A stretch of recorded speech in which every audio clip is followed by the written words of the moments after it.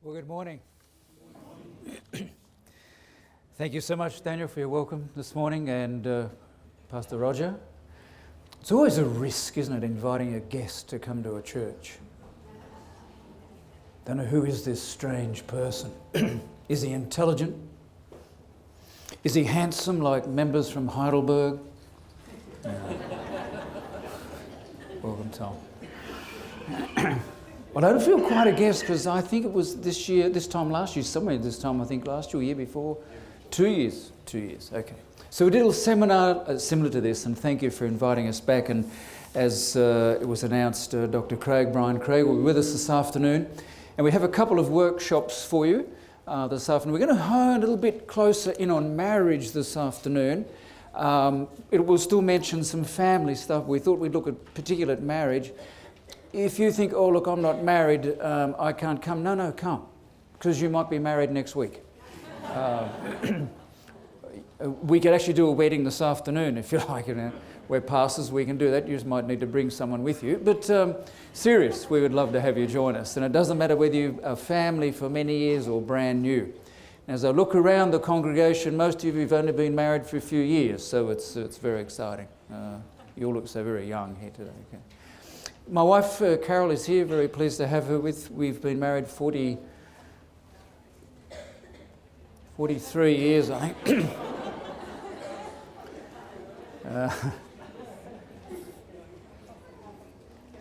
So she's taught me a lot. And we'd like to share with you some reflections on family this morning. Actually, I'm not going to share what she and I have discovered. We approve of what we have shared, but I'd like to share with you a study that is a significant study on families. The little sheet we're bringing around for you is just, if you'd like to keep a little summary of what we're sharing up on the screen. I know it's kind of fill in the blanks, but that saves you a lot of writing, all right? Sort of half it's already there, and you can do it a bit quicker. I trust we've got enough copies. If we don't, we might have to auction off the last few and raise some money for Expo. Oh, glad you're doing Expo at Hornsby. Hope it goes really well. And it's very fitting that we're looking at health this time. I'd like to also add my thanks to Kenneth Strickland somewhere. Where are you, Kenneth? There he is. Thank you for your ministry, Kenneth. We really appreciate Kenneth's leadership here in Greater Sydney and family. He's also a pastor. But he and I have run a number of workshops together. I recall one we did at Runga Church on some of the issues facing teenagers in the digital age. And Kenneth also runs a variety of programs. We've done several down at Crosslands for men. And Kenneth, really appreciate your ministry. And God bless you and your family as you continue to minister. I hope also you've been enjoying the current Sabbath school lessons on marriage and family. The authors of the series, Doctors Pam and Claudio Conchuegra. They are the family ministries directors for Northern America Division. Lovely couple. My wife and I, we had dinner with them in January. They're a hilarious couple. He particularly is a very funny man, but very sharp. They put out a lovely devotional for married couples and written quite a bit of material, a book on parenting. So they were very fitting authors for this series. So I hope you enjoy those. Just a little note, when you go out today, there will be another little handout that you might like to get a copy. Just to build on what we're going to look at today. So let's kick in. And I'd like to start with this text. I love this text. It says, "And this is my prayer, that your love may abound more and more in knowledge and depth of insight, so that you may be able to discern what is best to the glory and praise of God." And thank you to our scripture reader. Thank you for reading the scripture this morning, highlighting to us the significance of God's command to love. Talking about health, I came across this little quote, this little statement. "I tried exercise, but I was allergic to it. My skin flushed, my heart raced, I got sweaty and short of breath. Very dangerous." Yeah. Look, it doesn't take long, does it? You switch on telly and there'll be something about a diet or some new thing to try. I was sitting waiting for my car to get serviced yesterday, and my eye caught the telly, and they were promoting this new whiz-bang little hand turn that sliced veggies and shredded and did all sorts of things, and I nearly got my phone out and ordered it, and I thought, no, I'll just keep using my old grater, take the risk of losing a fingernail. But seriously, there's always something on food and diet and health, and it's important, right? It's important to take care of our health. There's a lot of texts in Scripture reminding us to look after ourselves. So I thought today we'd call our sermon A Special Diet for the Family. And here's a text that we know well. It's not good that man should be alone. That text, of course, was that phrase, those words were said by God talking about Adam. Now think about that. Adam's walking with God in a garden.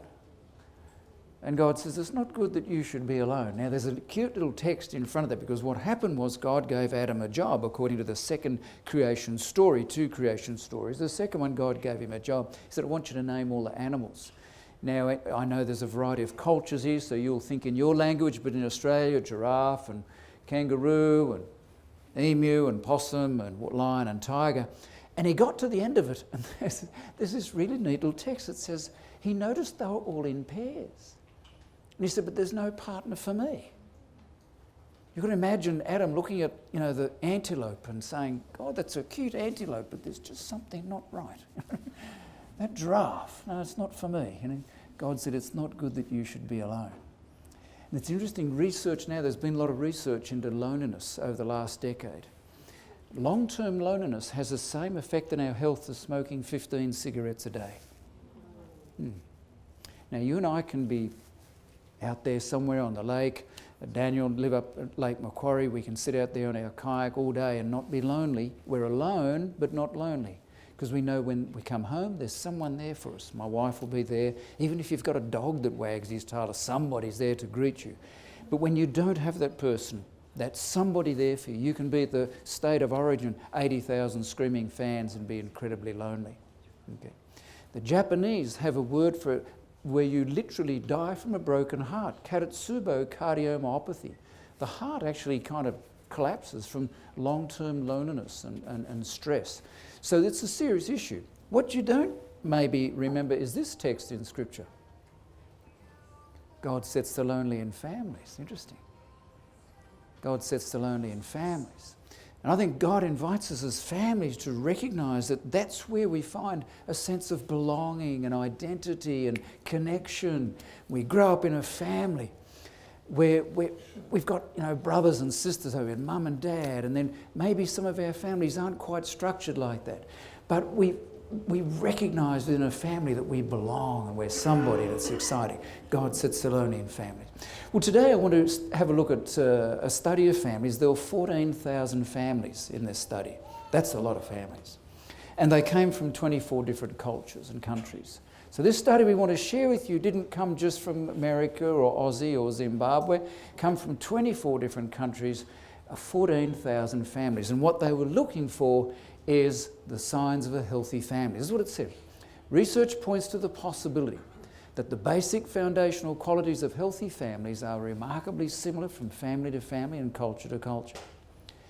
While each family and each culture in the world is unique, research is revealing that healthy families around the world may be more similar than different. Being a healthy family is not being without problems, is more than without problems. Strong families have lots of problems, just like everyone else. To be a strong family is not to be without challenges. It is much more, the study said. It is presence of guidelines for living and the ability to deal effectively with life's inevitable challenges when they arise. So they studied all these families, and there were 6 key characteristics that emerged. All right. Now, I'm pretty confident that if you took a moment, you could think of some of these, but we don't have time, so we're going to dive in. Get ready to write down the first one. It was lots of money. No. Number 1, commitment. Number 1, commitment. And they discovered that this component, this characteristic of these healthy families was the key foundational quality of healthy families. This is what Stinney, the author, said. Commitment creates the warm, loving, accepting environment in which families grow. It offers a harbour that shelters family members from the destructive forces of fear, anxiety, rejection, and there it is, loneliness. Okay? So when we grow up in a family that we know is committed to us, it's committed to each other, it provides a really strong anchor place for us as people. Commitment serves as the basis and foundation for all other qualities of healthy families. So that core commitment right at the start is vital. Now, they discovered that they were a variety of these. So I want you to jot these down. A, commitment to your marriage. And within a family, there needs to be that first strong commitment to marriage. And it says at the heart of commitment of the family unit is dedication to the marriage relationship. Stinney and Kathy Simon said the greatest gift the father can give his children is a happy marriage, and I'm sure the greatest gift the mum can give as well. That's what we strive for. We recognise we don't always make it. And a lady went to a counsellor one day and she said to the counsellor, when I married the ideal. Now I've got an ordeal, and so I want a new deal. But we strive to have a happy marriage. Number 2, commitment to each individual in the family. We make a commitment to each individual. That might surprise us. We would assume that. But the study found that was a core part of healthy families. Each person forms a part of the family and each person is precious. The key, of course, is do they know it? Do they know they're precious? This kind of commitment helps everyone in the family feel worthwhile and secure. And I think a sense of commitment is like an anchor. When you and I are in a little tinny, a little boat out on the waves, and it's a calm day on the lake, we don't even think about the anchor. But if the wind starts to blow and our little tinny starts to get a little bit rocky, we might just look, oh yes, the anchor's there. And if it gets worse, we hold the anchor and finally we throw it over the side because we all long for security. We long to know we're secure. And in a family, it's key that we make a commitment. Members of strong families express their commitment to one another, not just in words, but through investments of time and energy. Okay, the next one. Commitment to putting first things first. This is a toughie in our crazy age in which we live.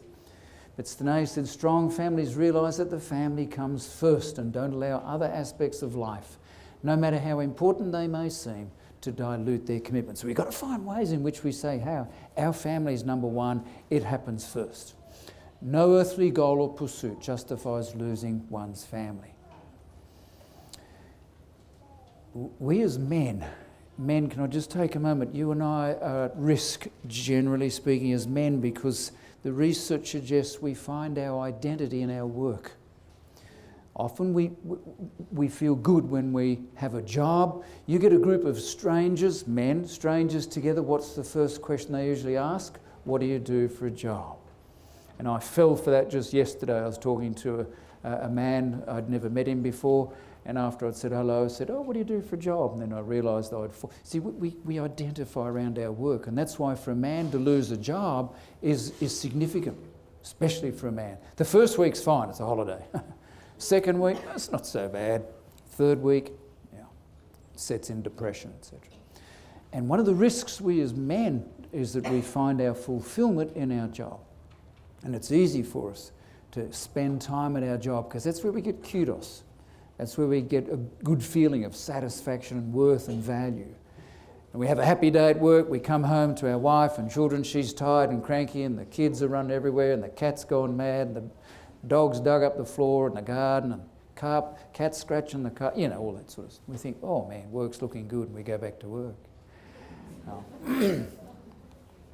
Commitment to honesty. This was interesting, came out of the study. Commitment to honesty. Healthy families exhibit a commitment to speak the truth. They know they can rely on each other's word. And so if I come home and Carol says, where have you been, Dale? I've been down with the boys sharpening the mower blades.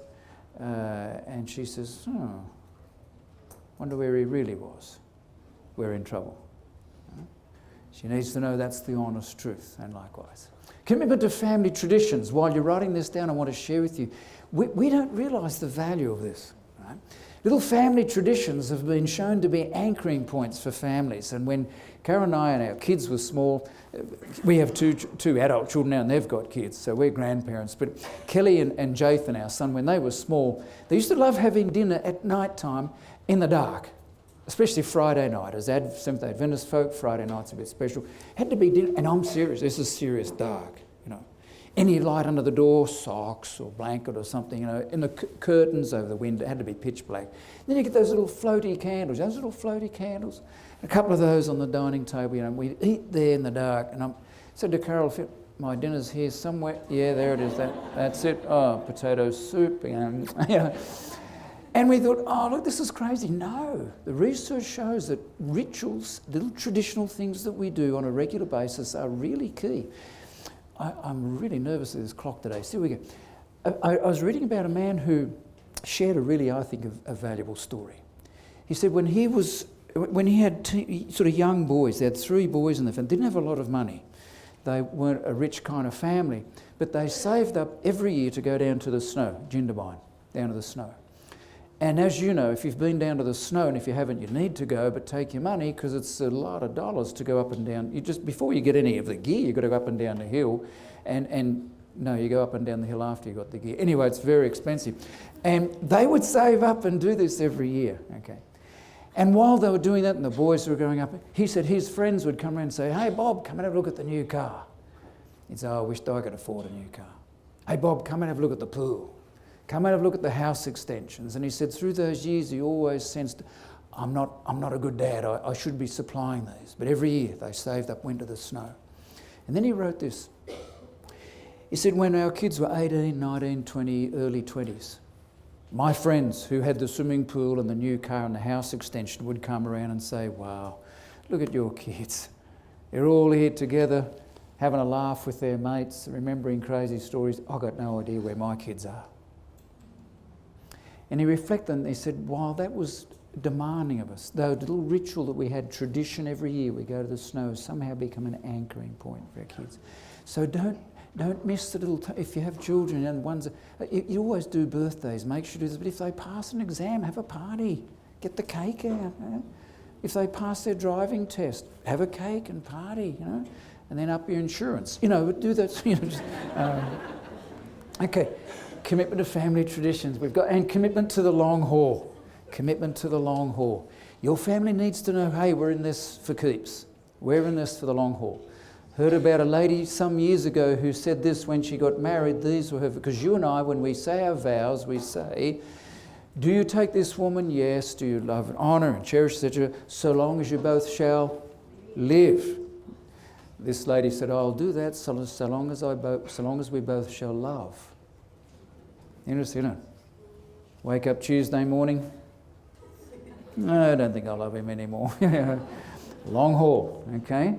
Strong families clearly reveal that commitment is for the life of the family. Healthy families have an expectation that their family will endure. All right, number 2. I should have kept these off and snuck them up after I asked you what do you think it is. Express appreciation and affection. Now, I recognise that I'm speaking to a number of cultures here, and you might need to recognise that I'm a Westie. You need to think around your culture, but my question to you is, how do you do this, and do you do it well? The research suggests we need to express appreciation and affection. This is what he said. Expressions of appreciation and affection permeated relationships within strong families. They let each other know on a daily basis that each is appreciated. Wow. All right. A little test for you this morning, and you can't leave church until you answer this. Did you show your true love today that you love her? Men, did you say something to your wife this morning that let her know she's your number one? Ladies, did you say to your husband, wow, look who I woke up with this morning. Look at that. Wow. What about the kids? Express appreciation and affection. Let's have a look what he says. Healthy families express appreciation and affection, a blend of both intellect and emotion. So men, if I had a chance to speak to your wives this morning, we just had a meeting. I was in Tonga 2 weeks ago, 680 women for a women's congress. When they asked me to go and speak, I said, no, I wear trousers, not a dress. Ask someone who, but I went anyway and we had a lot of fun. But if I was to ask you, ladies, this morning, does your husband love you? How would your wife answer? Well, I'm sure she'd say yes. Oh, he does. What if I asked, how do you know? What do we do to each other to let each other know that we love each other? Okay? Express often you are a person of worth and dignity. I'm interested in you and I'm aware of your positive qualities. I affirm who you are as well as what you have done. Parents, one of the things we need to do, and Kenneth, I'm sure, have spoken, we need to express our kids, our love for our kids, apart from what they do. So often we say, honey, you've done such a good job of the bed. Wow, that's wonderful. Oh, you're a treasure. Oh, honey, I love the way you've picked up all the stuff out of your room. I can see the floor now. Well done. And we say nice things to that to our kids, and they attach a sense of well-being to when they do something. Not a young man, well, he's an older man now, he had 5 children. But he recalls clearly, he grew up with his grandparents. His mum and dad weren't available to him at the time. And the only time he felt of any worth at all was when he did a job. That's the only time they said something to him. And when he got married, the only time he felt good about himself was when he was cleaning the gutters, mowing the lawn, raking the leaves, doing a job. He never really learnt to play with his kids. He didn't know how, because all he'd learnt was how to do jobs. And it's sad to think that we grow up without a sense of knowing we're loved and treasured and valued. And we need to say to our kids, hey, honey, you're the best. You're my number one. I'm so pleased to have you as my son. I love you being my daughter. And attach it to nothing, okay? Real quick, one of the things we can't afford to have is a stroke, all right? When we think about a stroke, but there's a stroke you need lots of.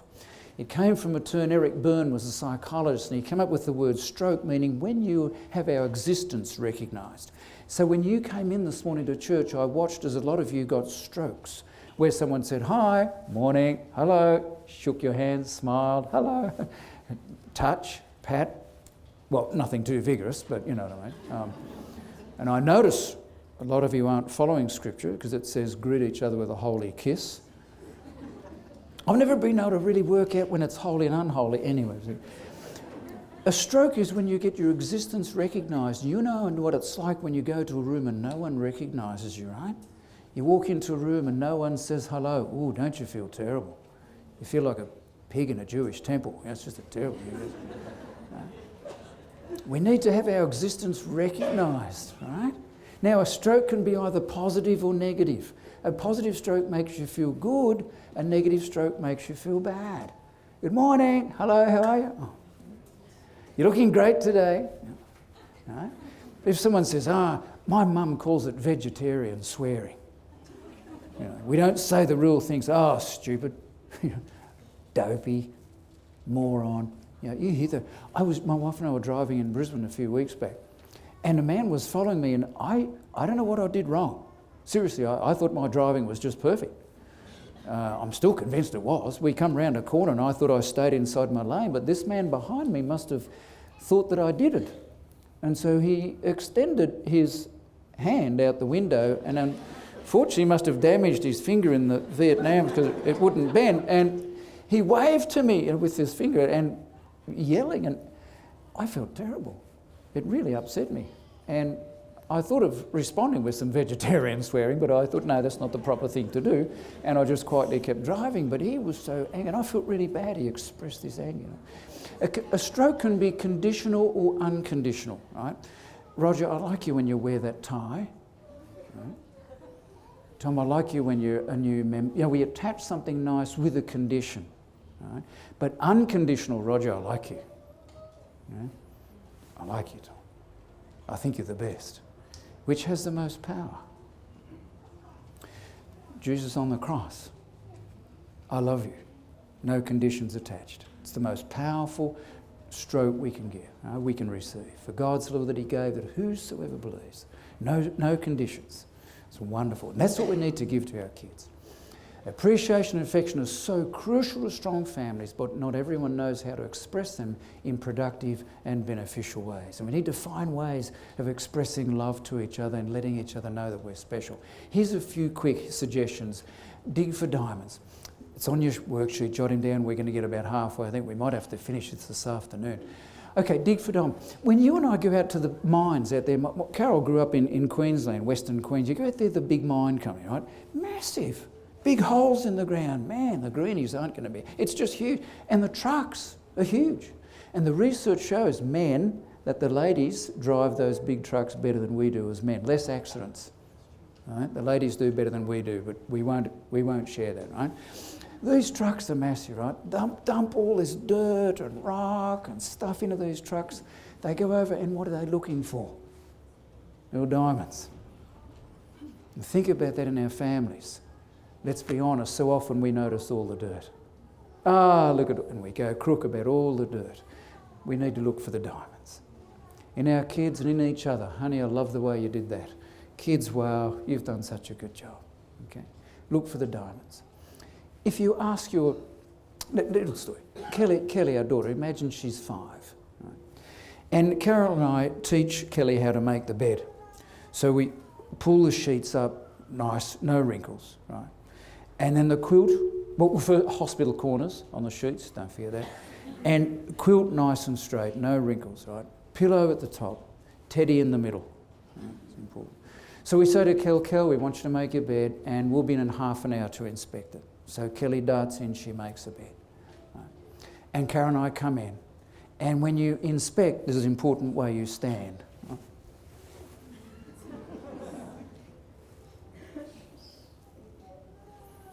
We look at the bed and then we say, Kelly, the sheets are very good. We've checked those, there's no wrinkles. The quilt is very good. You've got that very nice and straight. And the pillow is very good. But sadly, Teddy isn't in the middle. So we want you to pack your bags and leave home. You know, we need to look for diamonds, right? Man, okay. Affirm your children verbally. Let them know verbally with words. Affirm them. Let them know you treasure them and love them. Expect children to be affectionate and appreciative. It's how they're made. I'm glad Kenneth spoke last night about play. Hope he didn't miss that. I did, so I need to get him to take a talk for me. But serious, us adults get too serious. We've got to lighten up at that, right? And enjoy play. And I'm glad Ken reminded us of that.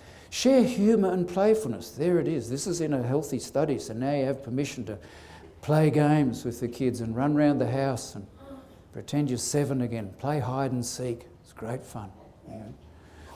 I found a spot in our house where the kids could never find me. It was one in behind the curtains. And I'm skinny, so I could hide there and they never knew where I was. It's good. Okay. Purposely encourage affection and appreciation and accept expressions of appreciation gracefully. As you're writing that down, a little story, I visited with this family once. I'm not sure why I was there, but there was mum, dad and the kids. 3 little boys. And it was mum's birthday. And the boys had wrapped this present for mum, and you should see the wrapping. There was sticky tape everywhere and the paper was crooked, but the kids had made, and they wrote little things on it and card. And it was time to give it to mum. And as dad and these boys came out, they said, Mum, happy birthday, time for present. And they sort of proudly, they walked out with this gift and put it down on the little table there. And as mum turned around and said, oh, hang on, I think someone's left the door open. And she turned and walked across and shut the door and came back. And I remember looking at these little boys and you could just see the shoulders sagged, you know. And Dad rolled his eyes. That special moment was gone. And had Mum been able to say, oh, wow, for me. Oh, look at that. Am I going okay, ladies? Yeah. Oh. You know. Let's get excited, okay? Okay.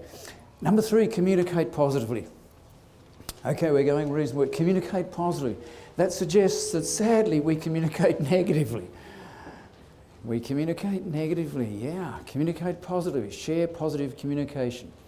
And Stenay, the study says good communication helps promote mental health, build belonging and ease family frustrations by increasing the family's effectiveness in solving problems.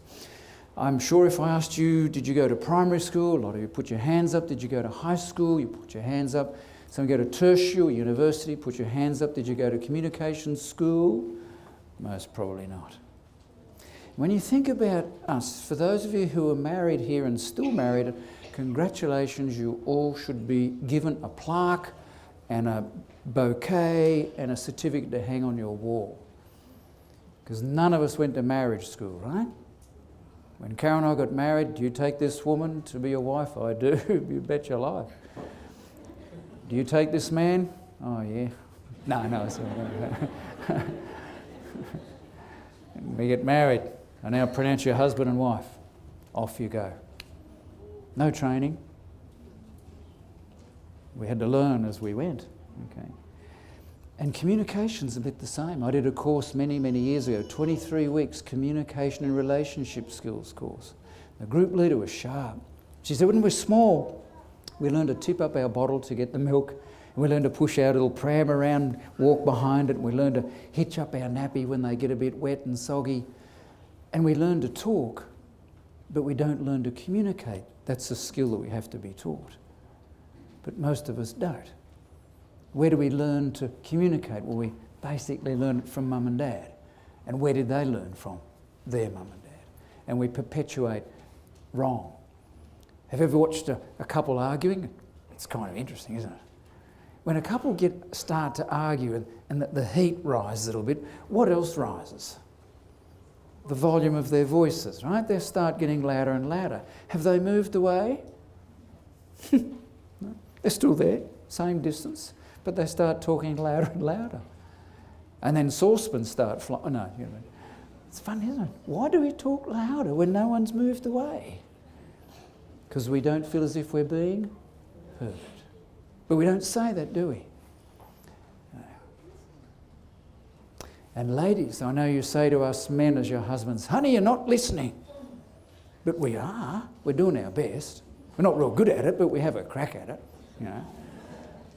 When you say you're not listening, the best thing you can say is, honey, you're not giving me your full attention. That's more accurate.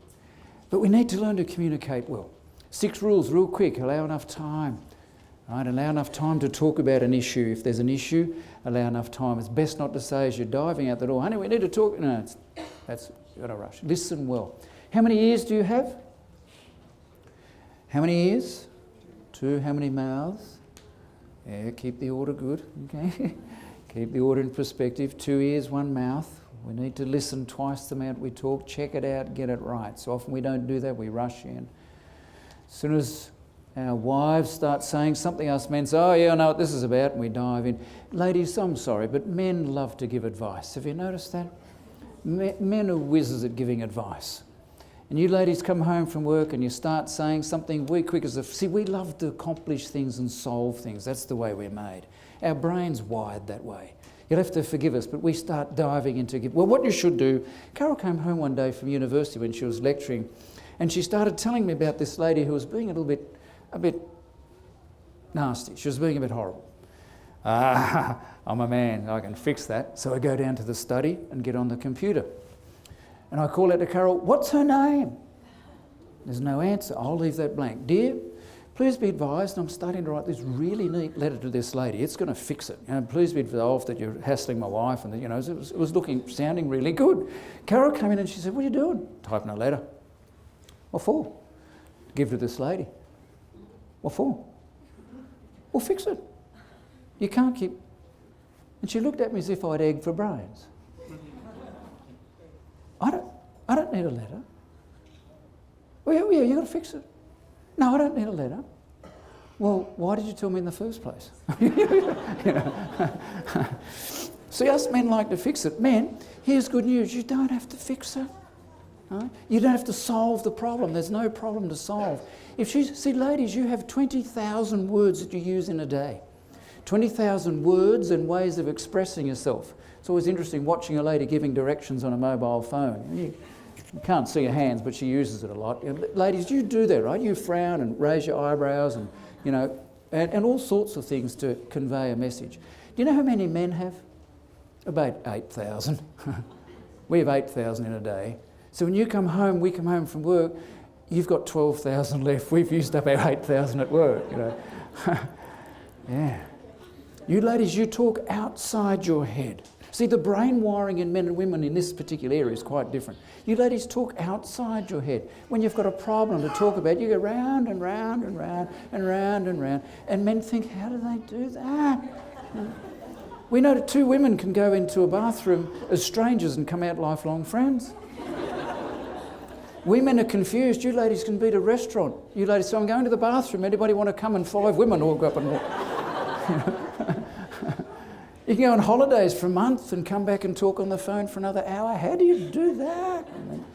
Us men don't. See, we think inside our head. If we have a problem, we process it inside. And if you're lucky, you get a 1-sentence summary of what's happening. But man, the best thing we can do is learn to listen to our wives. Seriously, the greatest gift you can give them is just the gift to listen. They will think you're marvellous. Right? And so there's some, just real quick lesson for you, there's some neat little words to learn, the listening words. Ha-ha. You can practice after the sermon if you like. Ha-ha. Oh. Oh. Hey. And if you really want to score some points, say, how did you feel about that? Okay. Get inside the other person's world, keep it on the topic and keep it honest. All right, a few others there. All right, we're running out of time here. I get a bit carried away. Okay. All right, it's time to finish. Pastor, we should finish this after lunch, I think, at the workshop. We'll just do a little bit more and then... All right. Look, this isn't in your sheet. I just want to... John Gottman, we're going to talk about John Gottman this afternoon. He's recognised, some of you will be familiar with John Gottman, he's recognised now as one of the leaders in the world, field in the area of marriage. And I'll tell you why this afternoon. He reminded couples when you talk, keep a gentle tone of voice. That's biblical. A soft answer turns away wrath. And one of the risks for couples is that we get critical, and we'll talk about that this afternoon. Listen to understand, not just to give advice. We've mentioned that. Encourage all family members to share what they are thinking and feeling. So when you have a family time together, which you will tonight or tomorrow, you ask everybody around the table, how did your day go? What was the great fun? And you talk about it. Everybody has a chance. And remember the 5-to-1 principle. Research clear as a bell. For every negative you give, it requires 5 positives to offset the impact of that one negative. That's research. So if you do a bit of vegetarian swearing to your partner, you've got to bring lots of flowers and chocolates and lots of other... You need 5 genuine positives to outdo the influence of that one negative. That's significant. We're going to finish this little section and then I think we'll call it quits and we'll have to finish this afternoon. Handling conflict. Deal with conflicts quickly as possible. The research, try to deal with one issue at a time. We don't raise everything that's happened in the last 6 months and throw that into the mix. It's what we call dumping. Be specific. Become allies. You're on the same team. All right? So become allies when you're in a conflict situation. Realise that both of you are on the same team. It's not as if you're fighting each other. You're fighting an issue, not each other. Okay? And avoid the dumping strategy. We mentioned dumping. That's where you let a whole lot of frustration and anger and annoyance and a whole load of stuff build up and you don't share it, and finally they'll mention that the tyre's flat on the car and they get 6 months worth of stuff. Boof! Where did all that come from? Because you've been storing it up like a dump truck. Okay, and open up understanding. Those some came out of the research. Healthy families practice some of these strategies.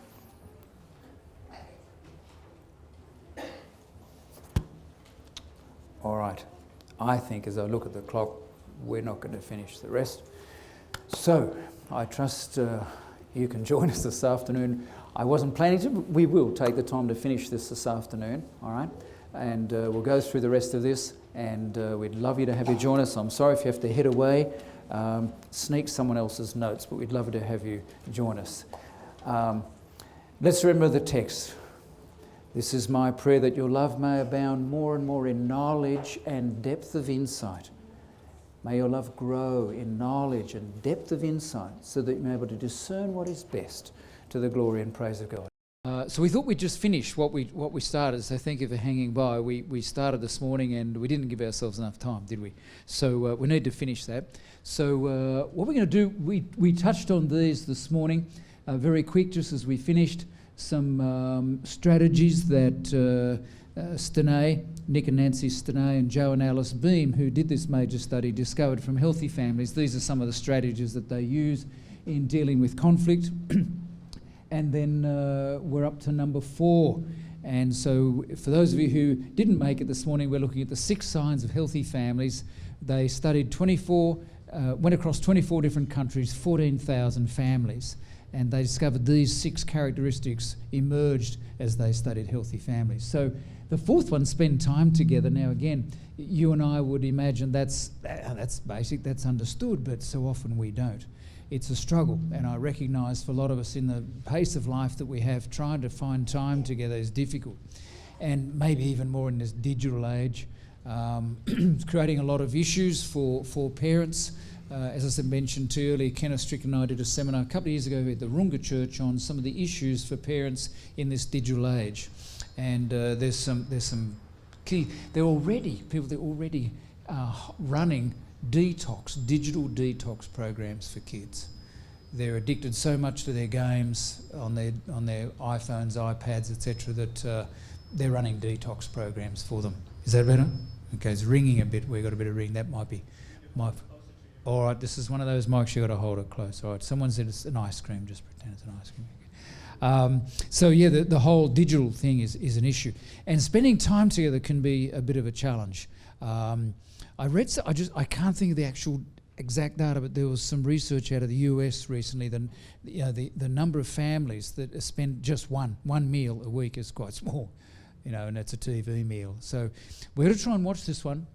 And this is what the research they found, that shared family time provides these kind of benefits. It provides opportunities for family communication. And it does. If we're having some time together, especially around the meal table or in the evening, it allows for that interconnection that we desperately need as families. It helps to combat isolation and loneliness. And we mentioned this morning in our sermon, loneliness is a literal killer. It would literally break your heart, a long-term loneliness. So we need to be connected. God wasn't joking when he said it's not good that you should be alone. And as we read this morning, he places the lonely in families because it's where we connect. So we've got to combat isolation and loneliness. It helps provide our family identity, and it nurtures family connections. That's not going to happen just by default. If we just simply spend time together, we can sit there and think, well, that's good. No, we need to use that time to interact and check in with each other. And if I had time, I'd love to share with you. Let me just make this comment. I mentioned to you John Gottman this morning. Little sidetrack here for one quick sec. John Gottman invited couples to come and live in what he called the Love Lab. It sounds like Big Brother, wasn't it? It was just a unit in Seattle, looking out over the Seattle harbour. If you've been to Seattle, it's a lovely city. Looks out over the harbour. But there was something different. There were 3 video cameras on these couples from 9 in the morning to 9 at night. And they would just bring their newspapers and their knitting and their crocheting. That was the men. And no, sorry. They just lived as a couple in this unit for a period of time, but the cameras are on them. And then what John Gottman did, he tracked these couples for over 15 years. It was a massive study. And he tracked all the couples that didn't survive. He tracked them down, and then he went back and he just watched these couples sitting in this unit. How did they talk? What did they say to each other? What was their tone of voice? How did they look? What did they do? How did they respond to each other? What did they talk about? Then he tracked all the ones that were successful, that stayed together, and he did exactly the same. And his fellow researchers thought he was crazy, just sit there watching these couples sit in the unit, reading the newspaper or something. But he had specialists come in to read their faces. What emotion are they feeling now as they say it? It was a huge study. And he said, you give me 15 minutes with a couple and I'll predict with a 91% accuracy whether they'll divorce or not. Now, Karen and I haven't been for the interview. He's in Seattle. But truly, he wrote a fabulous book. And he lists the 6 things that he noticed that couples who didn't make it, what are the things that were sort of a regular part of their relationship? Then he listed 7 things that successful couples did. And he could list them all, but the 7 key couples. And interestingly enough, the second character trait, or the second habit, if you like, of couples who succeeded was get to know each other incredibly well. Or what he called enhance your love maps. And he said these couples who got to know each other incredibly well, that became an anchor for them, and said when they hit tough times, which we all do, they weren't tossed by that, I think we're going to get divorced. No, because they had this deep knowledge of each other. So I encourage you as couples, and do it as family. Get to know each other incredibly well. See, we often think, if I asked you, what's your wife's flower, your favourite flower? You would say, rose, or carnation, or self-raising flower. That may not be, when's your birthday? And we think we know each other well. No, that's chicken food. That's for beginners, right? And we need to get to know each other incredibly well. It's just secret stuff, right? And my wife and I, Carol, we try to do this. Our kids are grown and left home, so every night we go for a walk after dinner, and we do the dishes and off we go. And some time back, I said to Carol, "Whose turn is it to ask questions?" And we thought, and she said, "I think it's mine." So I said to Carol, "If you were to die tonight, who would you like me to ask to take your funeral?" And she lifted herself out of the bushes and caught her totally by surprise. And we chatted about that for quite a while, didn't we? And then about 2 nights later, she said, "I think it's my turn to ask a question. If you were to die tonight," I said, no, you ask your own questions. But we chatted about that for quite a while. You know. Who, between the ages of 16 and 20, who influenced you the most for good? What was your safest room in your house when you were growing up as a child? If you had $5,000 to donate to a charity, who would you give it to and why? Okay. What scares you the most about the next 5 years? Fun, eh? When you're lying in bed, just toss each other questions. Karen and I were driving sometime. We drove to Brisbane, so that's 10 hours drive. Okay? The roads are getting better, but it's about 10 hours. And I was listening to some music. She was having a sleep. And then she woke up and she reached over and switched my music off. And I said, "If you don't mind, that was a nice song." She said, between the ages of 15 and 20. And away we went. We asked questions for quite a while, right? The other thing that John Gottman found in couples, another principle, was turn towards each other instead of away. Turn towards each other instead of... What did he mean by that? I'll illustrate. Using John Gottman's illustration. This couple was sitting in this room and there was a window over on the side. And this lady got up out of a chair and she walked across and she said, "Oh, look, there's that boat that went past yesterday." That's all she did. "Oh, look, there's that boat that went past yesterday." John Gottman says, "Now I'm going to watch very carefully the husband, because he's either going to make or break his marriage."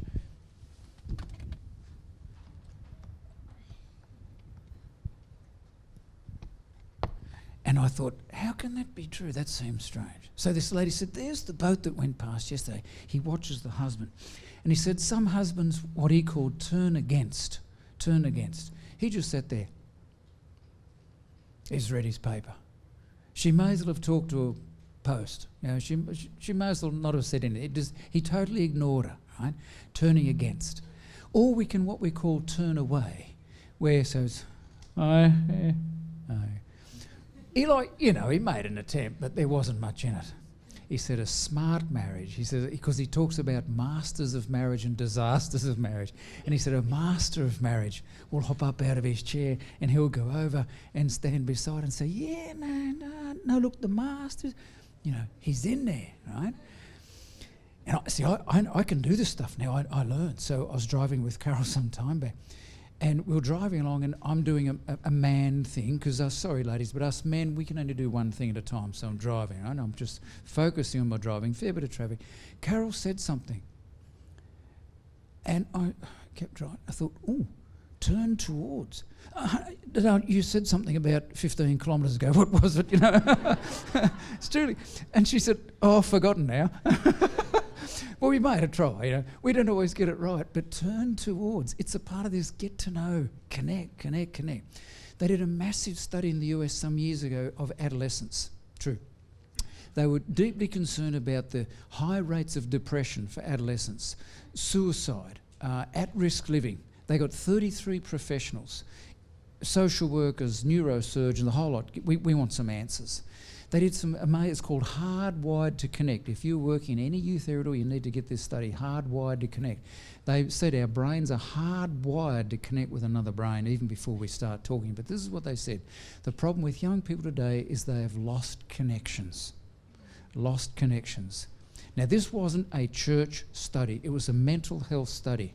And they said they've lost connections on 2 levels, with each other and connected to the divine. Fascinating. And they said there seems to be evidence hardwired in the brain that particularly at teenage years, our brain is designed to connect with the brain outside of itself, a higher power. It's just kind of fascinating. Okay? But the key is we're losing connections. Now, you and I think, "Oh, I got 500 friends, I'm on Facebook and I got 500 friends, Yeah, are they going to be there for when you need them?" In fact, the demonstration is now we are breeding a generation of lonely people. The research just keeps coming through.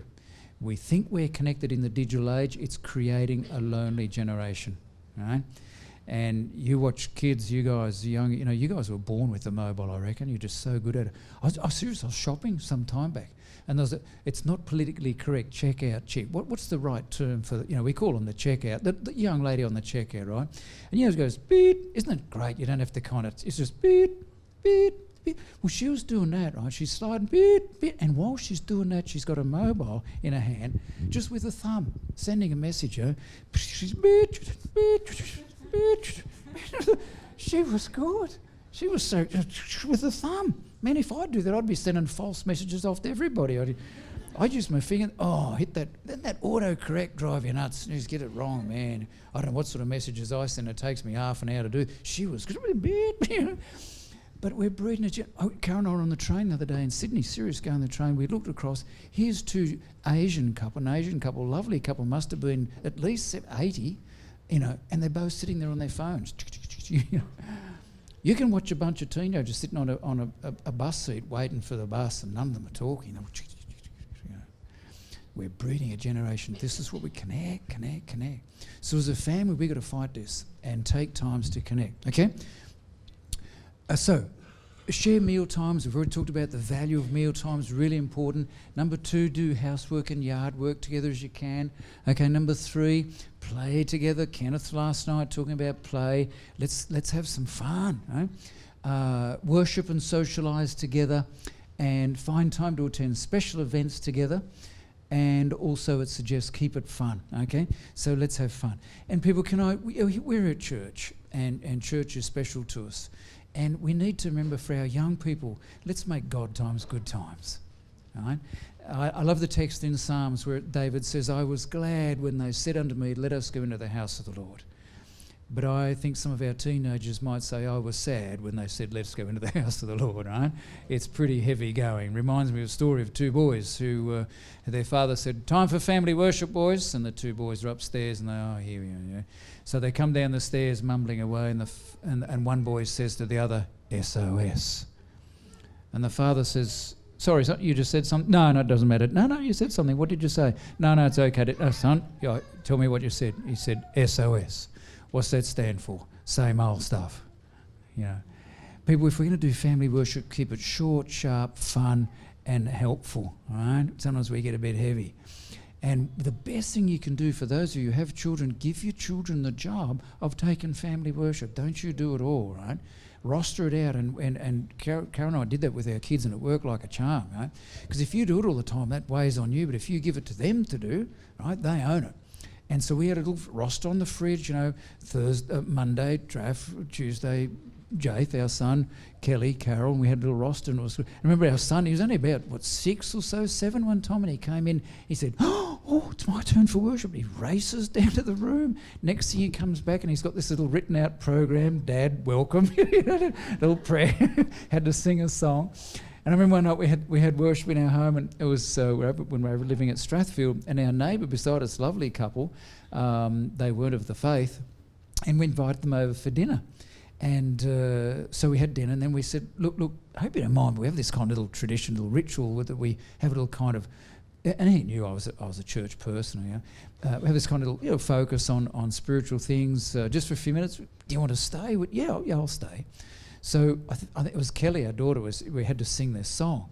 So we started singing this song, and I was horrified. She got to the end of it and she says, Jim's not singing. This is our neighbour. Jim's not singing. I thought, And Jim, bless her, yes, I remember this song from Sunday school. Let's sing it again. So we sang the song with us, but it's hilarious. Get the kids involved, right? Get them doing the job. Right? Let's make it fun. All right. Healthy families give generously of their lives to each other. That is one important reason why they're so strong. All right, next one, encourage and nurture spiritual well-being. Now, this might surprise us. Remember, this wasn't a study of Christian families per se. There were Christians involved. This is what he said. Even though not all the strong families in the Family Strengths Research Project share the Christian faith, it's amazing that the need for spirituality and a belief in a higher power was evident in them all. That's interesting. And there's been a number of studies separate to this one who've discovered the same thing when they look for qualities of, highly operative, emotionally healthy couples and families.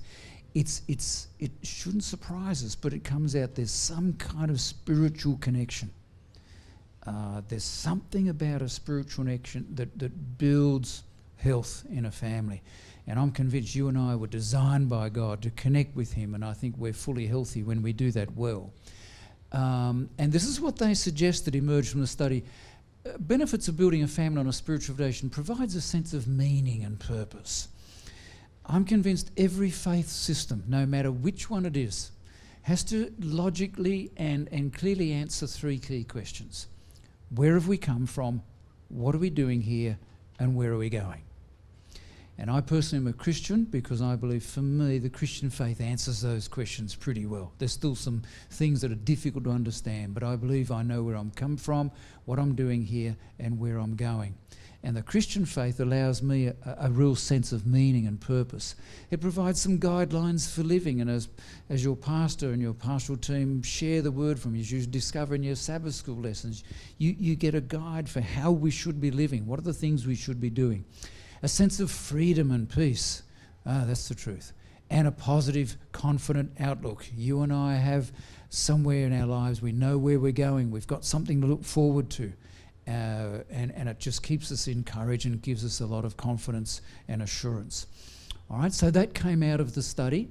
The benefits of, and I think there might be one more, provides support from like-minded people. Yeah, so we meet here with a church family. And by the way, you need to know something that's come out of recent study. When you meet here at church for singing songs, for praising God and prayer, right, you are building buffers against mental illness. Well, that's pretty exciting. Now that doesn't mean you may not, you may not have to deal with a mental health issue, but it's showing that praising God and spending time with like-minded people like you do, it's building buffers against mental health. So I think that's pretty cool. That's pretty exciting. That's come out recent research. All right, provides access to the power of God, and that's for sure. So those are some of the benefits that this research found that emerge out of building a foundation on spiritual. Strong families share their spiritual values through traditions and rituals. That's what you did today. The way we as elders sat up the front and then we sang and we had prayer and a children's story. That's how we share spiritual values through our Bible study and Sabbath school and hymns and songs. Religious heritage. We reflect on our history as a church, as a Christian nation. Prayer and worship. These are ways in which we practice our spiritual theory. Everyday life, we as Christian people live out what we believe. And I love that text in Deuteronomy where it says to your kids, in your walking day, when you wake up, when you walk around, when you drive, you share stories of God. We don't just have this kind of one structured time. We do it every day or across the day, and through study, through prayer and study. And also, it's interesting, this one came up in the research, avoiding dissension. In other words, avoiding a lot of horrible stuff. Right? Now, Brian and I, when we run workshops for couples, we do a whole section on conflict. There's really good research, people, to suggest that when you and I and our families, and especially our marriages, if we aren't having conflict, we may not be doing marriage well. Right? If we're not doing some kind of conflict, it might mean that one or both of us aren't really getting out into the open what might be worrying us. We're sort of sneaking it under the carpet, or we're just keeping it to ourselves. Conflict is cool. The conflict is okay. It's how you are caring for each other while you're in conflict. How are you treating each other as you have a difference? Because we're always going to have differences. It's inevitable, right? So Carol married me. She braced herself for conflict. Right? Put on the whole armour of God. There's Trafford. No, right? We come from total different kind of backgrounds, so we had to solve some. We all have conflict in our marriages, but how do we treat each other as we're dealing with it? How do we care for each other? That's a bit of a key. Okay, and so when we say avoid dissension, it's avoid the attacks and the criticism. John Gottman discovered that one of the characteristics of couples who don't do well is that he called them the 4 horsemen of the apocalypse. He's a Jew, and he knows the 4 horsemen of Revelation. Remember the white, the red, the black, and the grey horse. Okay? 4 things. The first one was criticism.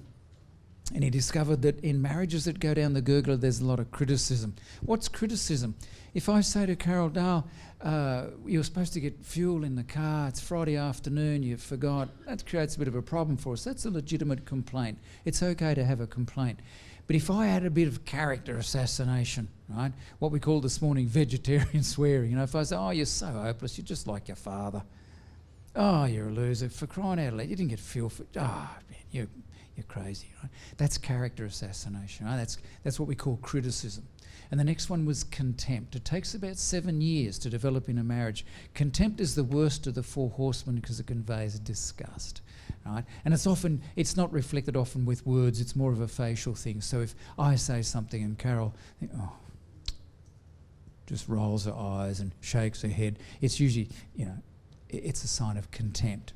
And it's very difficult, as you can imagine, to have intimacy in a marriage when there's a lot of contempt. A little test for you. Are you ready? Which gender, male or female, would be most at risk of using criticism in a marriage? Counting down in 3, 2, 1. Those who think men? Those who think women? Those who aren't game to vote because they're sitting beside their partner? Ladies.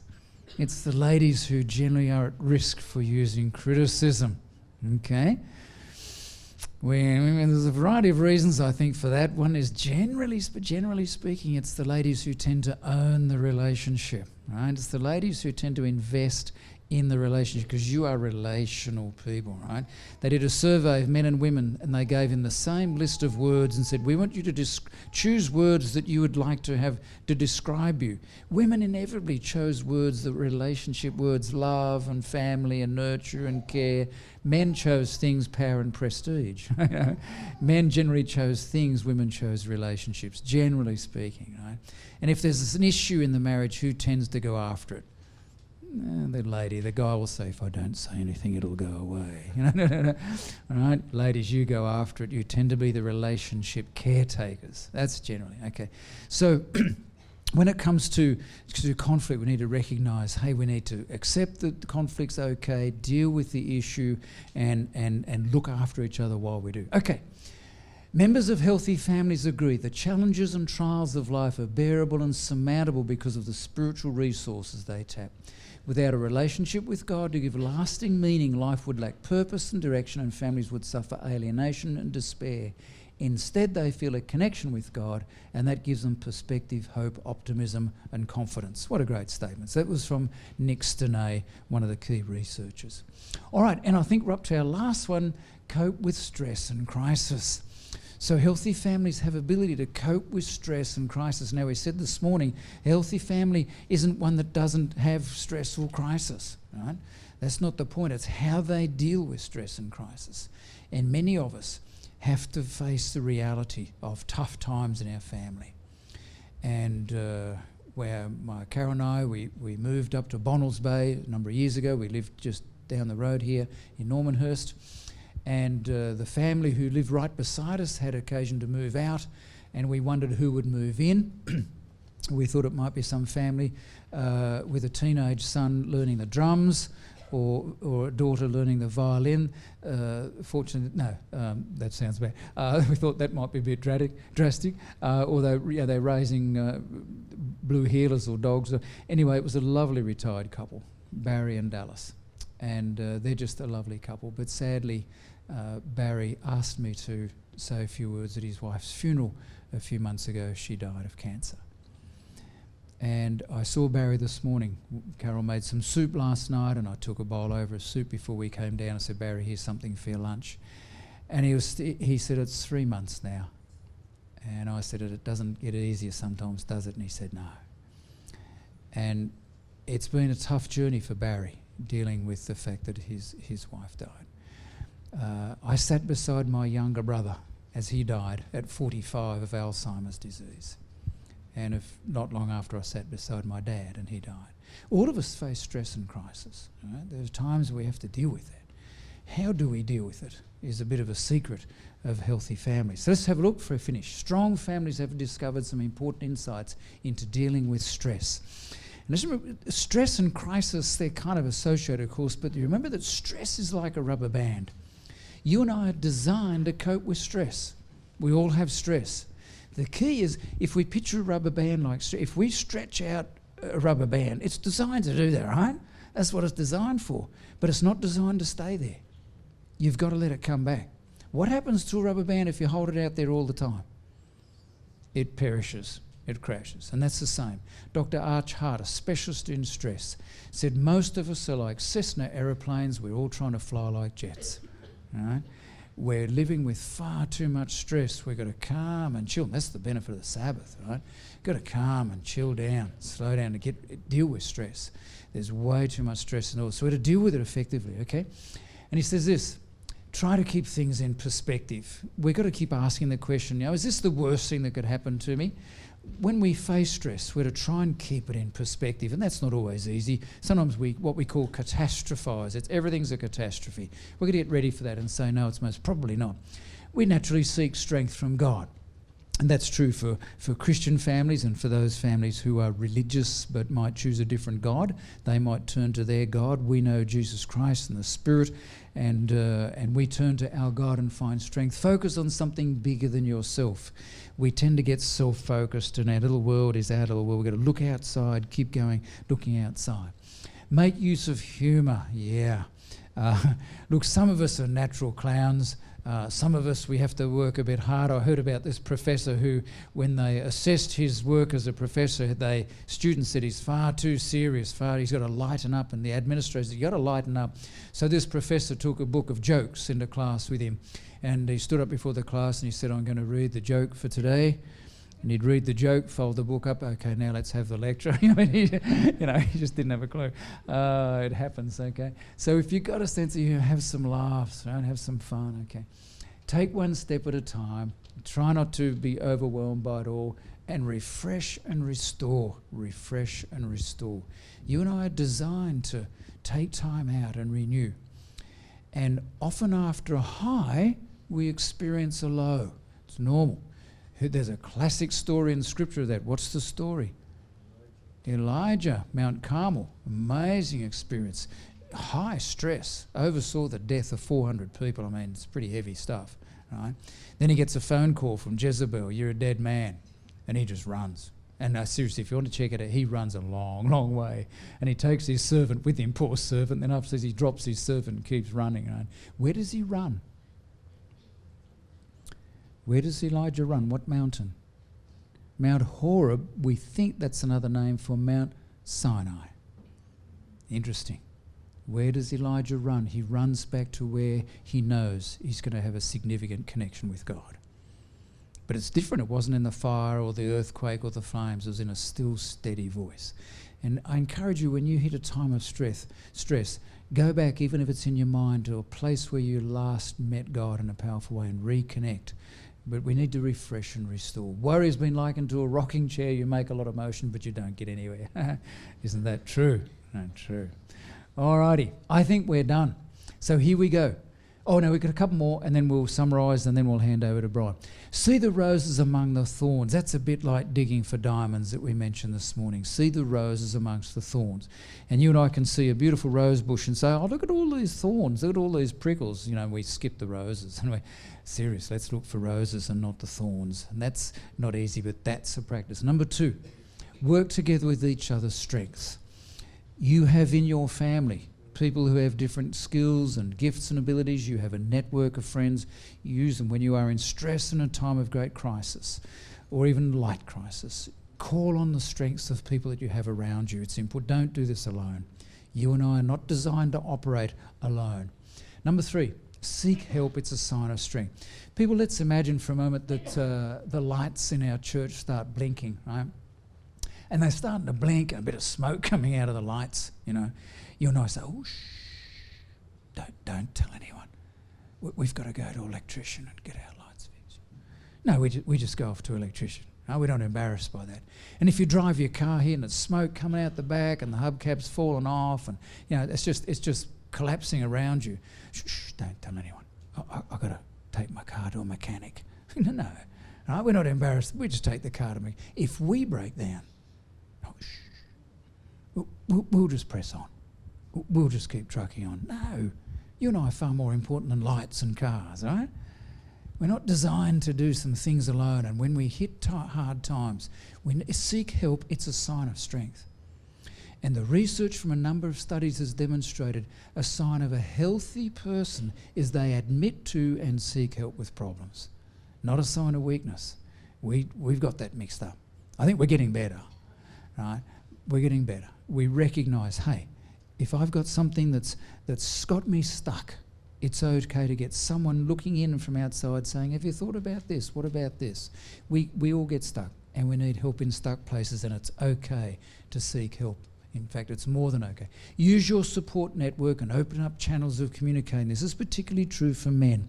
We mentioned this morning that generally you ladies, relational people, you enjoy talking, and when you are stressed, you talk to each other and you go round and round, and you're not trying to solve the problem, you're just talking. That's all important. For us men, we tend to lock down. And men, when we hit stress and crisis, it's important that you and I sustain connections, keep the conversation going. We've got to learn to talk and share. One of the tragedies of Vietnam was that the Vietnam soldiers, they brought them back at midnight and they said, don't talk about it. They were told not to talk about what they experienced. Worst thing they told them. And a lot of the struggles that Vietnam vets have had is because they had to lock all that stuff down. That was the opposite of what they should have done. They should have been able to talk about it, and many of them are now under help. Okay, go with the flow, be adaptable and flexible. All right, that's the research. That's the research that come out of this amazing study. 24 countries, 14,000 families. So let's see how we go. Do you remember what they are? Number one, from this morning, a deep sense of commitment, and that's the foundation of all the rest, right? Commitment. Number two, love one another. I've called that love one another. It was express appreciation and affection. Express appreciation and affection. Communicate positively. So often we do it negatively. Communicate positively. Keep it positive. Remember, for every negative you give, you need 5 positives to outweigh it. Number 4, spend time together. You've got to do that. You've got to take hold of that. So often, time's like money. You often hear people say, where's all my money gone, right? You've got to tell your money where to go. Don't ask it where it's gone. The same with time. You and I have got to do our very best to own and manage time, encourage spiritual well-being, and cope with stress and crisis. So that's what emerged in the study, and I hope that's really been helpful. And maybe we take a moment. Is there any reflection? I think I've got a thing. Making it happen. I've forgotten this little one. We've got a little assessment sheet for you that hopefully most of you got after today. I've got one spare one in case you didn't sitting here. You're welcome to take that one. And it's a chance to go through a whole series of questions based under these and have an assessment of your family strengths. And then have a family dream session. So look, what can we do to build our family and make it stronger? What can we do to make it different than it is? We're all we're all pressured for time. How can we deal with that? Or we're all a bit stressed, or we're missing each other, or we're all a bit low. What can we do? And then choose some specific goals, set some goals, and then make a family potential action plan. Actually say, okay, this is what we're going to do. Put it up on the fridge where everybody owns it, and you keep assessing it every time, and take advantage of outside resources to make that happen. All right, there's a few hints for you there. And then commit to the process, and away you go. Lord, we thank you for our families. We thank you for designing them. It's your design. It was at your command that families be created, because we sense in families, we learn and discover and experience what it is to be loved and to learn how to love, to be cherished and to cherish, to be anchored and to anchor, to find renewal and to renew others. We pray that as families will be all we can be to bring glory to your name for Jesus' sake. Amen.